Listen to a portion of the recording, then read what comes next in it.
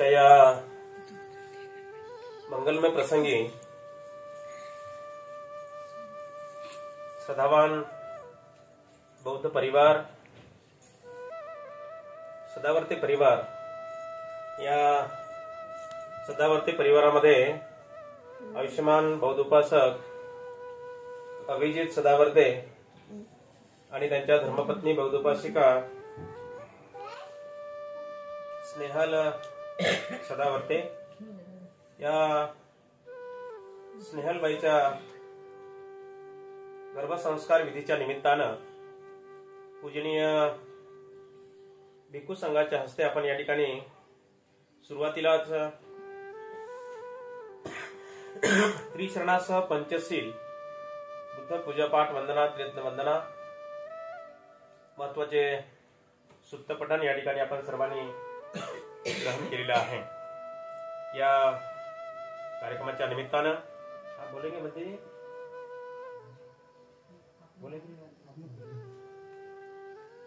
आजच्या या कार्यक्रमाच्या निमित्तानं उपस्थित पूजनीय भिक्खू संघामध्ये ज्यांनी आताच श्रेष्ठ आणि पवित्र अंगुलीमाल सुत्त या ठिकाणी ज्यांच्या वाणीतून या ठिकाणी पठण करण्यात आलं असे म्हणते मंगलबोधी, की जे अनेक वर्षापासून गुजरात राज्यामध्ये बौद्ध धर्माचा प्रचार आणि प्रसाराचं काम करतात। गुजरात राज्यामध्ये बौद्ध धर्माचा प्रचार करणं थोडं कठीण आहे। ते राज्य संपूर्ण हिंदू राज्य आहे, तरी परंतु गेल्या अनेक वर्षापासून त्या ठिकाणी धर्माचा प्रचार आणि प्रसाराचं काम करतात। मागच्या वर्षी मावसाळ्याच्या फेब्रुवारीमध्ये होणाऱ्या जे काही धम्मपरिषद आहे त्या धम्मपरिषदेला भंतेजी त्या कार्यक्रमासाठी आले होते आणि त्यानंतर इकडला परिसर, इकडलं वातावरण, इकडले बाबासाहेबांची चळवळ, बाबासाहेबांचं कार्य आणि बाबासाहेबांच्या धम्म कार्याला वाहून घेतलेले जो काही उपासक वर्ग आहे तो मोठ्या प्रमाणावर आणि श्रद्धेनं या ठिकाणी त्यांना दिसला आणि म्हणून भंतेची मनोमन इच्छा झाली की आता महाराष्ट्रामध्येच काम करावं आणि म्हणून गेल्या 1 वर्षापासून आमच्या सोबत मावसाळ्याला ज्यांचं वास्तव्य आहे, 1 वर्षापासून भंतेजी आमच्या सोबत असल्यामुळे आणि ग्रामीण भागात फिरत असल्यामुळे भंतेजींना मराठी भाषा आता कळते। आपण नेमकं मराठीमध्ये काय बोलतो ते भंतेजींना पूर्ण कळते, परंतु त्यांना काही गोष्टी जर मांडायची किंवा बोलायचं तर ते मराठीमध्ये बोलू शकत नाही, मांडू शकत नाही। भंतेजी हिंदी भाषिक आहे, तेव्हा भंतेचा बौद्ध धर्मावर फार अभ्यास आहे, चांगला अभ्यास आहे। भंतेजी विपश्यनेचा चांगला अभ्यास आहे। भंतेचे अनेक कोर्सेस भंतेचे विपश्यनेमध्ये झालेले आहेत। भंतेजींनी लॉकडाऊनच्या अगोदर 2 वर्षे श्रीलंका देशामध्ये वास्तव्य करून त्या ठिकाणी त्यांनी बौद्ध धर्माचा अभ्यास केलेला आहे आणि इथे पण भंतेजी फक्त माझ्या सोबतच कुठे जायचं असले तर जातात, अन्यथा फक्त ते 24 तास ध्यानामध्ये असतात आणि म्हणून भंतेजी निश्चित अभिजित भैया आणि स्नेहलबाईंचं पुण्यकर्म, सदावर्ती परिवारांचं पुण्यकर्म, एवढा मोठा भिक्खू संघ आज त्यांच्या या विधीला लाभला। भंतेजींना तारीख देऊन सुद्धा भंतेजी उपलब्ध होत नसतात, परंतु एवढा मोठा भिक्खू संघ उपस्थित राहून भिक्खू संघाच्या हस्ते या ठिकाणी परित्राण पूजापाठ या ठिकाणी पठण करण्यात आला। तेव्हा भिक्खू संघातील भंते मंगलबोधी यांना मी सूचना करतो सदावर्ती परिवारांच्या वतीने आणि उपस्थितांच्या वतीने भंतेजींना याचना आहे की आपण जमलेल्या तमाम माता भगिनी बांधवांना आजच्या या गर्भसंस्कार विधीच्या निमित्तानं, महत्वपूर्ण या विधीच्या निमित्तानं उपासक उपासिकांना 2 शब्दापर मार्गदर्शन करावं। पूज्य भंते मंगलबोधी।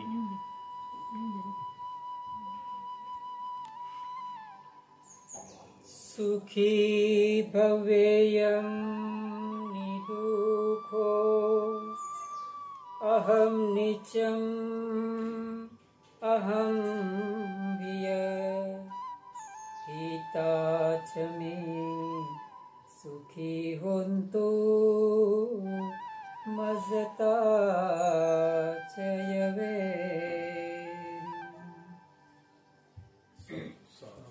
भगवान तथागत सम्यक संबुद्ध कोटिवार अभिवादन।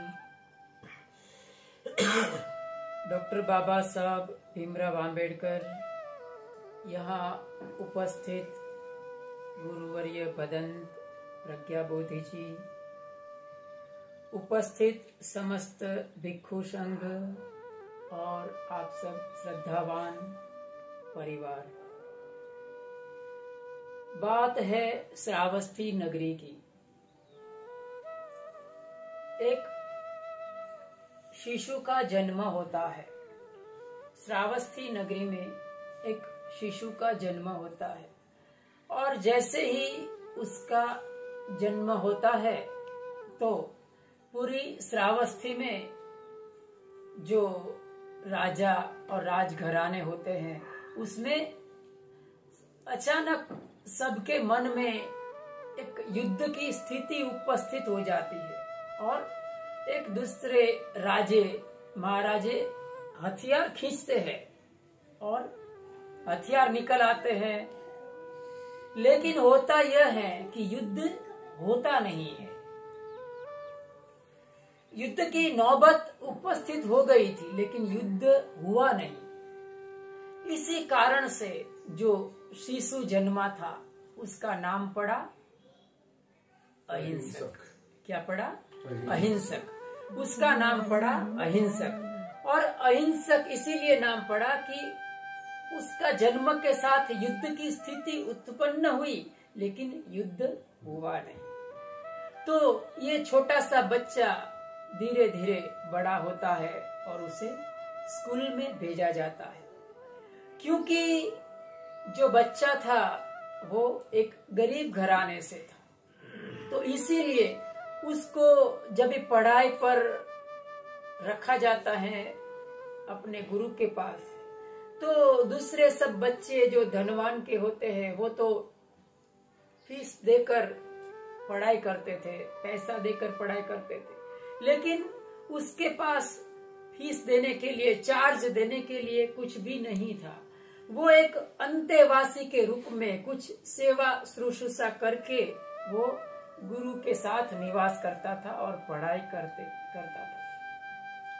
तो स्वभावतः जो गुरु था उसको उसके प्रति बहुत अच्छा लगाव था, उसके प्रति अच्छा प्यार था।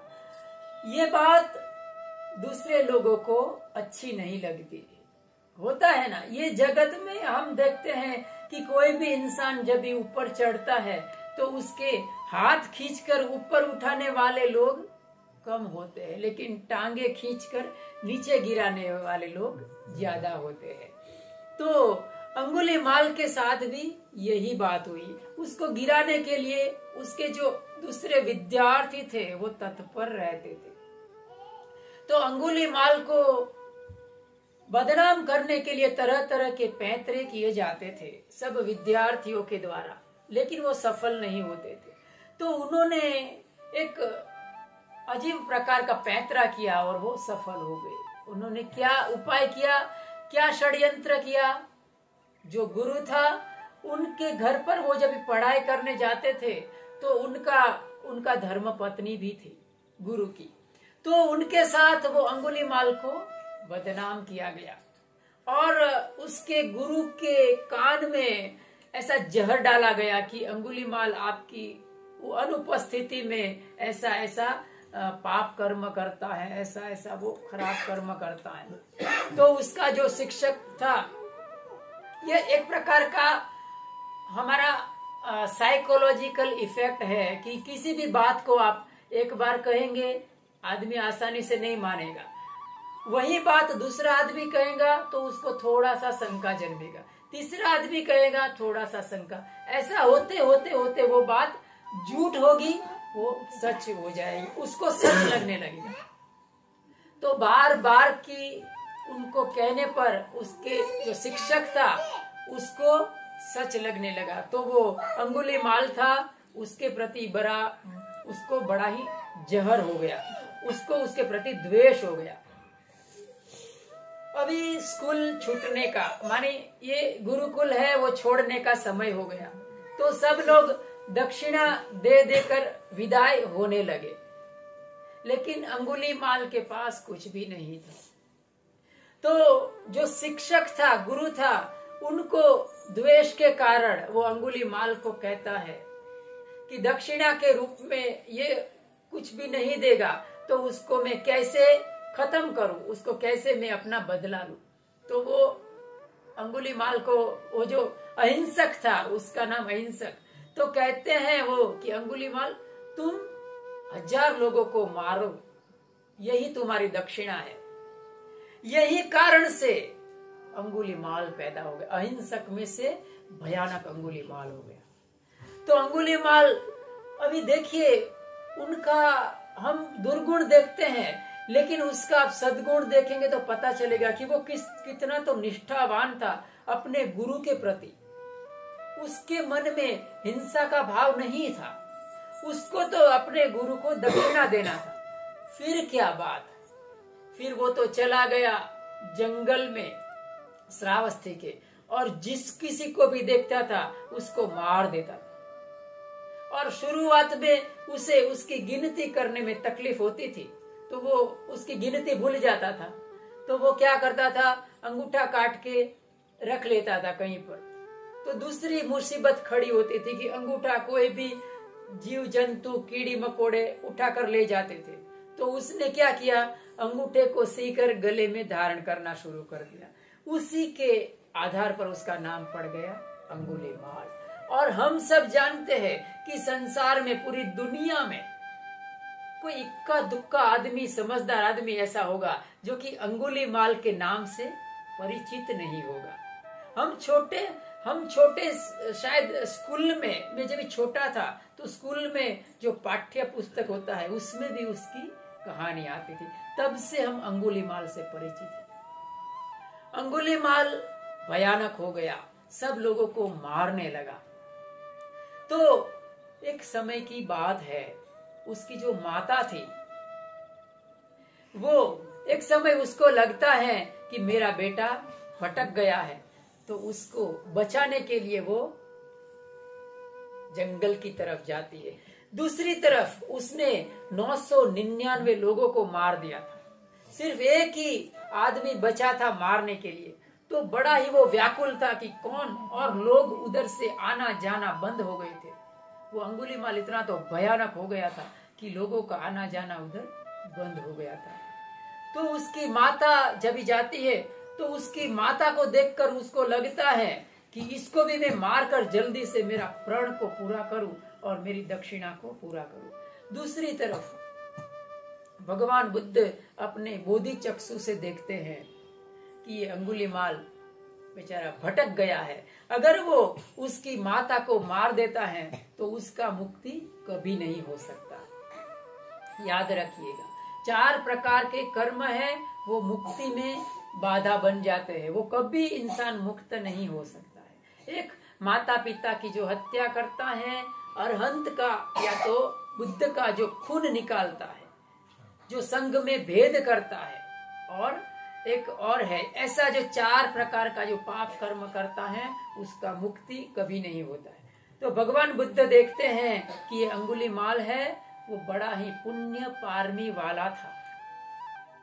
तो उसकी पुण्य पारमी को देखकर भगवान बुद्ध उसके सामने उपस्थित होते हैं, और जहां उनकी माता थी और अंगुलीमाल, उसके बीच में आकर भगवान बुद्ध उपस्थित होते हैं और कहते हैं कि अंगुलीमाल उनको देखकर उनको लगता है कि अच्छा हुआ मैं माता के मारने से, पाप कर्म से बच गया, अभी ये श्रमण को मारकर मैं अपना प्रण पूरा करता हूँ। ऐसा सोचकर वो तथागत की तरफ दौड़ता है, लेकिन तथागत उसकी पकड़ में नहीं आते हैं। उनको लगता है कि मैं इतना दौड़ता हूँ, मैं भागते हुए हिरण को, चित्ते को भी मैं पकड़ सकता हूँ, और ये श्रवण मेरी पकड़ में नहीं आ रहा है। तो वो कहता है कि ठहर जा श्रवण, ठहर जा। तो तथागत कहते हैं कि मैं तो अंगुलीमाल कब का ठहर चुका हूं, तनिक तू भी ठहर जा, अपना हिंसात्मक दौड़ है उससे तू भी बाहर निकला, तू भी ठहर जा। ऐसा कह के भगवान बुद्ध उसको उपदेश देते हैं।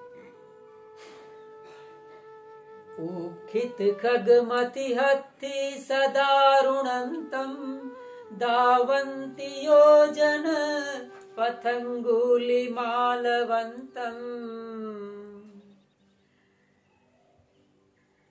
अर्थात अंगुलिमाल इतना दौड़ता था, वो दावंती योजन तक वो दौड़ा, लेकिन वो भगवान बुद्ध की पकड़ में नहीं आए। भगवान बुद्ध उसको भगवान बुद्ध ने बदल दिया, अंगुलिमाल को बदल दिया और उसको भिक्षु बनाते हैं। भगवान बुद्ध अपने संघ में उसको ले लेते हैं।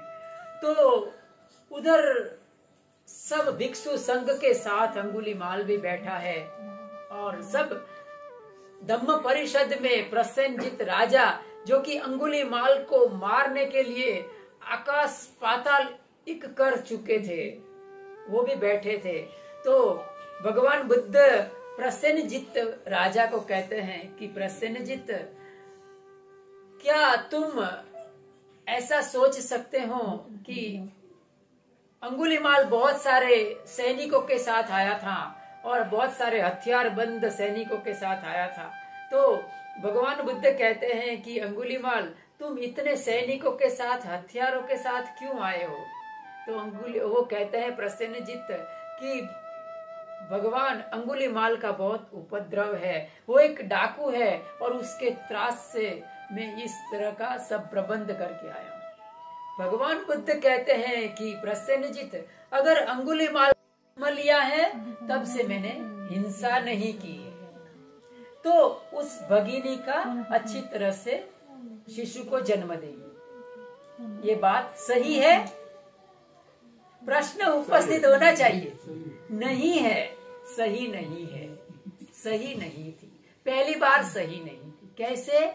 तो अंगुलिमाल कहता है कि नून सो भगवान, नून सो भगवान। क्यों? क्योंकि वो हिंसात्मक था, उसने 999 लोगों को मार दिया था। तो वो कहता है कि ये तो मुसावादे न वही जेती, ये तो मुसावाद हो जाएगा भगवान। मैंने स्वयं बहुत लोगों को हिंसा किया है, बहुत लोगों को मारा है। क्यों? भगवान ने पहली बार ये कहा था कि यह तो हम भगिनी जात नहीं, अरियाय नहीं, जातिया जातो नाबामी जाना। जब से मैं जन्मा हूं तब से, पहली बार उन्होंने ये कहा था। फिर दूसरी बार भगवान बुद्ध जब ये अंगुलिमाल कहता है कि भगवान मैं तो जन्मा हूं तब से मैंने हिंसा किया है, तो दूसरी बार भगवान कहता है कि अंगुलिमाल ये न सा इत्थि तेनु उपसंकमित्वा। उपसंग पाली भाषा बहुत सरल है, थोड़ी सी ही आप पकड़ेंगे तो आसान लगेगा। उपसंकम, उपस्थित होकर उनको कहे कि यह तो हम भगिनी बहन, यह तो हम भगिनी आर्य, जब से मैं आर्य जाति में जन्मा। दूसरी बार भगवान ने क्या कहा कि ठीक है अंगुलिमाल, दूसरी बार तू जा और कहे कि मैं जब से आर्य जाति में जन्मा हूं। आर्य जाति अर्थात जब से मैंने प्रबज्ञा ग्रहण किया है, समझे? तो जब से अंगुलिमाल ने प्रबज्ञा ग्रहण किया तब से उसने हिंसा छोड़ दिया था। तो दूसरी बार कहते हैं कि यह तो हम भगिनी अरियाय जातो जाति नाभामी सैचैच पाणम जीविता वोरोपित। मैंने हिंसा नहीं की है जीवित की किसी की भी, ऐसा कहे और उसको सुख मिलेगा, उसका प्रसव होगा। अंगुलिमाल जाता है, यही सूत्र जो आपको हमने सुनाया वही सूत्र का पाठ करता है अंगुलिमाल, और वो जो बहन थी उसको सुख से शिशु को जन्म देती है। भिक्षाटन कर रहा था तो लोग उनको पहचानते हैं कि उसने तो मेरे बेटे को मार कर्म का फल है। और अंगुलिमाल ये सहन करते करते बहुत अग्र भिक्षु बन जाता है और अरहंत्व को प्राप्त कर लेता है। तो आज के इस मंगल अवसर पर मैंने ये छोटी सी मेरी धम्म देशना दी और आपने बड़ा ही गंभीरता से शांति से सुना, इस बदल आपका बहुत बहुत धन्यवाद। वरती पडत असतात आणि म्हणून आपण या स्नेहलताईंना मला या ठिकाणी सांगायचं आहे की आपण नित्य नियमानं आपण वंदना करत राहावं, ध्यान मनन चिंतन करत राहावं, बुद्ध बाबासाहेबांच्या गुणाचं स्मरण करत राहावं, बुद्ध बाबासाहेबांसमोर आपण नतमस्तक होऊन अगरबत्ती मेणबत्ती प्रज्वलित करत राहावं ग्रंथाचं वाचन करत राहावं. हेच संस्कार त्या गर्भामध्ये वाढणाऱ्या त्या बालकावरती पडत असतात आणि उद्या चालून तो सुज्ञ, अतिशय शीलवान, चारित्र्यवान, गुणवान तो बालक जन्माला येईल. बालक जन्माला घालणं हे मात्या पित्यांच्या पोटी असतं. हे संस्कार कोणाला माहित नाही, कोणी संस्कार करत नाही आणि म्हणून असंच कसा तरी जन्म होतो. आणि आम्ही आता खेड्यापाड्यामध्ये फिरतोय, भंतीजी हा लयच बंडपणा करतो, हा अभ्यासच करत नाही, हा शाळेतच जात नाही, त्याला जावर तुमच्याकडे 5 वर्ष घेऊन द्या, चिवर तुमच्याकडे ठेवा, असे पण काही लोक म्हणतात. याचं कारण काय आहे की त्या मातेने गर्भाशयामध्ये असताना त्याच्यावरती चांगल्या पद्धतीने संस्कार टाकले नाही. म्हणजे खेड्यामध्ये काही काही माता गर्भामध्ये बालक असल्यानंतर कच कच कच कच कोळसे खातात, काही दळणातले खडे खातात, काही माती खातात. तर असं काही कृत्य केल्यावर त्या बालकावरती काय काय संस्कार पडणार आहेत. आणि मातेनं जेवण करताना बोट चाकली नाही पाहिजे, बुद्धानं सांगितलं ऐक नाही. बोट चाकलं तर त्या गर्भामध्ये बाळावर संस्कार पडतात ऐक नाही. मातेनं असे डोळे फाडून नाही पाहिले पाहिजे ऐक नाही. तर ते डोळे फाडून जर पाहिलं तर ते बाळकावर संस्कार पडतात. काही घाणघाण शिव्या ऐकल्या नाही पाहिजे आपण, बाळावरती संस्कार पडतात ऐक नाही. टीव्ही, पिक्चर, मालिका यांचे हे जे काही आहेत हे आपण हे नाही पाहिलं पाहिजे आपण. अशा पद्धतीने सर्व काही माता पिता जे करतील ते संस्कार त्या बालकावरती पडत असतात. खऱ्या अर्थानं बोलण्यासारखं खूप आहे. खाण्याचे पण भगवंताने अनेक प्रश्न आहे. मातेने जास्त तिखट पण नाही खाल्लं पाहिजे, जास्त फिकं पण खाल्लं नाही पाहिजे, जास्त झोपलं पण नाही पाहिजे आहे की नाही. झोपण्याचे परिणाम त्या बालकावरती होतात. आणि म्हणून या साऱ्या गोष्टींचा विचार करून आपण ह्या बालकाचा जन्म होईपर्यंत आपण अशा पद्धतीने संस्कार त्याच्यावरती टाकत राहावं, धम्माचरण करत राहावं, धम्माचं पालन करत राहावं. खऱ्या अर्थानं आजच्या कार्यक्रमाच्या निमित्तानं बोलण्यासाठी खूप आहे, अनेक उदाहरण आहेत, अनेक प्रसंग आहेत. भक्तीजींनी सुद्धा खूप छान उदाहरण दिलं. आजच्या मंगलमय प्रसंगी एवढ्या मोठ्या भिक्खू संघाला सदावर्ती परिवाराने निमंत्रित करून भिक्खू संघाला भोजनदान, अन्नदान दिलं. या ठिकाणी मला वाटतं चिवरदान पण आहे. तेव्हा अष्टपरिष्कार, चिवरदान, आर्थिक दान, फलदान वगैरे या साऱ्या गोष्टींचं दान या ठिकाणी भिक्खू संघ प्रथमतः स्वीकारतील आणि त्यानंतर हा कार्यक्रम या ठिकाणचा संपेल. भिक्खू संघ चिवरदान झाल्यानंतर सदावर्ती परिवारांना आणि आपल्या सर्वांना या ठिकाणी भिक्खू संघ आशीर्वाद, मंगल मैत्री व्यक्त करतील, आशीर्वाद देतील आणि त्यानंतरच हा कार्यक्रम संपन्न होईल. कार्यक्रम झाल्यानंतर सदावर्ती परिवाराकडून जे काही भोजनाची किंवा खीरदानाची व्यवस्था केलेली असेल ते आपण घेतल्याशिवाय जाऊ नये अशी सदावर्ती परिवाराकडून सर्वांना आग्रहाची विनंती असणार आहे. तर मी सर्वांना सूचना करतो की आपण भिक्खू संघाला चिवरदान, अष्टपरिष्कार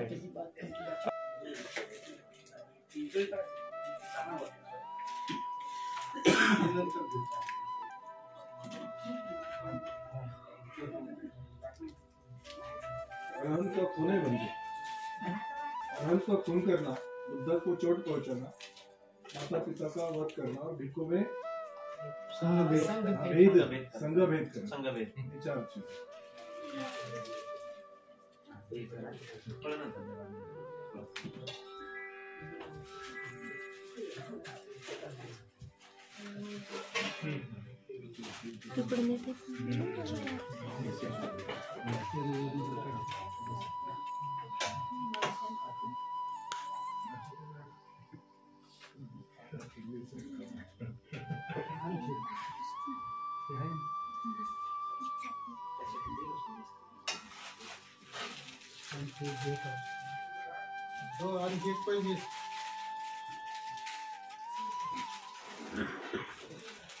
कत्ल नहीं करना, माता पिता का कत्ल, इसीलिए संघ में भेद नहीं करना।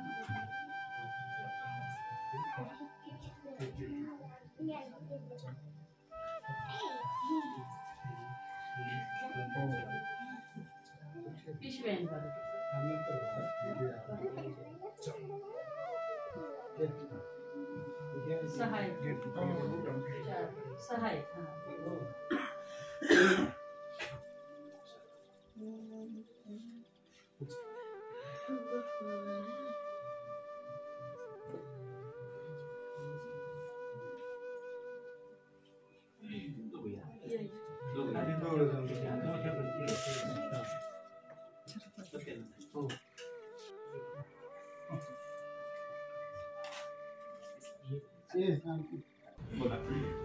इमान चिवरं अट्ठपरिकारं भिक्षुसङ्घस्य देमं द्वितीयम्पि तृतीयम्पि इमं चिवरं अट्ठपरिकारं फलहारं अर्थदानं भिक्षुसङ्घस्य देमं पंतीजी आम्ही आमच्या दीर्घ सुखासाठी पुण्यकर्म म्हणून आमच्या परिवाराकडून भिक्षू संघास शिवदान अष्टपरिस्कार फलदान आर्थिक दान देत आहोत।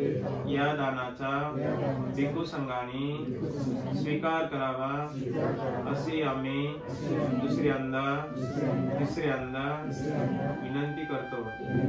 दानं ददन्तु श्रद्धायं शीलं रक्षन्तु सर्वदा भावनाभिरता भवन्तु गच्छन्तु देवतागता सबे बुद्धा बलपत्ता पच्चकानन्तयं बलं अरहन्तानञ्च तेजेनं रक्षं वन्दामि सब्बसो आकाशता च भुवनः देवानागा महिन्दिका पुण्यं तं अनुमोदित्वा चिरं रक्षन्तु त्वां परन्तिं सपेन्द्रियो विभजन्तु सर्वरोगो विनाशतु मा ते भवन्तु अन्तरायो सुखी दीर्घायुको भव।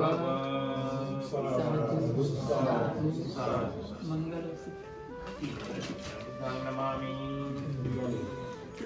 धम्मं नमामि संघं नमामि। किंवा जे हो आता हे थैलीमध्ये द्या।